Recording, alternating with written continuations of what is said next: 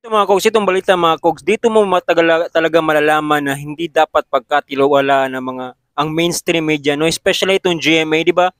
Ibinalitan nila noon na nag-apply daw si former President Duterte ng asylum doon sa China, di ba? Di ba? Ibinalita ito ng GMA. Pero naglabas ng pahayag ang China na hindi siya nag-apply kundi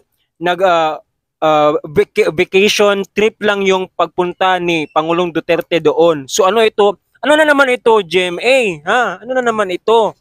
Kaya nga hindi kayo pinagkakatiwalaan ng mga tao dahil puro fake news ang pinapakalat nyo eh. But before natin i-play ang video guys, pakishare ang video na to para kakalat ito sa mga solid supporters ng Duterte at pakilike na rin. At huwag kalimutang mag-subscribe sa ating Facebook page, Kugman Reaction Vlog, sa ating TikTok account, Kugman Reaction Vlog, at sa ating YouTube account, Kugman Reaction Vlog. So hindi natin patatagalin ito mga Kugmon, ipinatan yung video. Play video! Gusto raw sana ng PNP-CIDG na sa Hong Kong na-arestuhin si dating Pangulo Rodrigo Duterte. Pero ayaw daw makipag-cooperate ng Hong Kong Police sa Interpol. Hindi miyembro o state party ang China sa Rome Statute.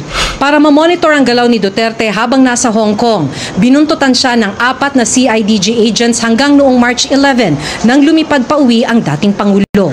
Ayon pa sa ating source, 6 na Hong Kong police din ang nagbantay kay Duterte para tiyaking sumakay siya sa kanyang flight. Dagdag ng source, nag-apply kasi umano si Duterte ng asylum sa China pero tinanggihan ito.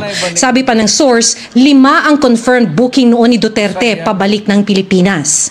Sa A few moments later.